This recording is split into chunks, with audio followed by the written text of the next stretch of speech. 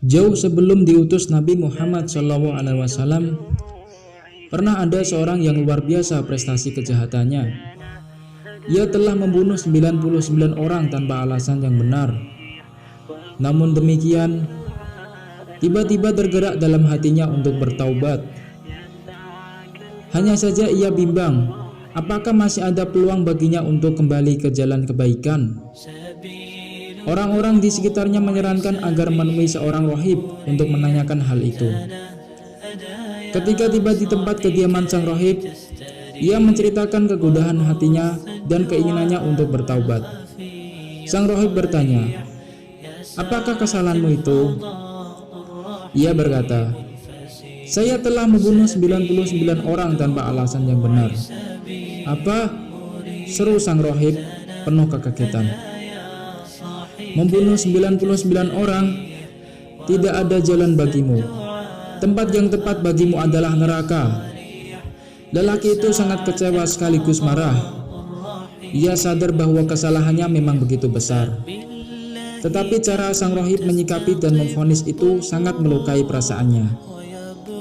Walau hatinya mulai melembut dengan keinginannya untuk bertaubat, tetapi jiwa jahatnya belum benar-benar menghilang. Tanpa banyak bicara, ia mengambil pisaunya dan membunuh sang rohib.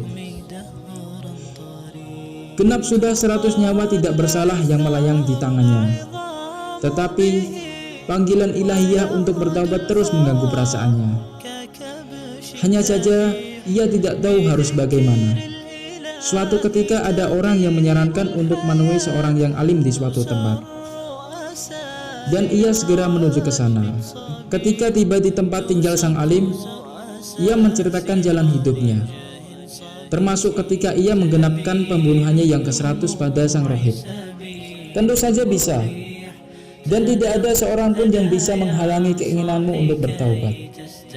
Tetapi tinggalkanlah tempat tinggalmu itu, karena di sana banyak kota maksiat. Pergilah ke kota-kota lainnya, karena di sana banyak orang yang beribadah kepada Allah. Beribadahlah engkau bersama mereka, dan janganlah pernah kembali ke kotamu itu. Insya Allah engkau akan memperoleh ampunan Allah dan dimudahkan jalan kepada kebaikan." Lelaki itu segera berangkat ke kota yang dimaksudkan sang alim itu. Tetapi di tengah perjalanan kematian menjemputnya. Datanglah 2 malaikat untuk menjemput jiwa lelaki itu. Satu malaikat rahmat dan satu malaikat azab. 2 malaikat itu bertengkar dan masing-masing berhak untuk membawa jiwa lelaki itu. Sang malaikat rahmat berkata, "Ia telah berjalan kepada Allah dengan sepenuh hati." Malaikat azab berkata, "Ia tidak pernah berbuat kebaikan sama sekali, justru kejahatannya yang bertumbuk-tumbuk." Mereka berdua terus beradu argumentasi, sampai akhirnya Allah mengutus malaikat yang ketiga dalam bentuk manusia untuk menjadi hakim bagi keduanya. Setelah masing-masing mengajukan pendapatnya, ia berkata, "Ukurlah jarak 2 kota itu dari tempat kematiannya ini. Mana yang lebih dekat, maka ia termasuk dalam golongannya." Mereka mengukur jaraknya, dan ternyata kota yang dituju lebih dekat sejengkal daripada kota maksiat yang ditinggalkannya. Maka jiwanya dibawa oleh malaikat rahmat, dan ia memperoleh ampunan Allah Subhanahu wa Ta'ala.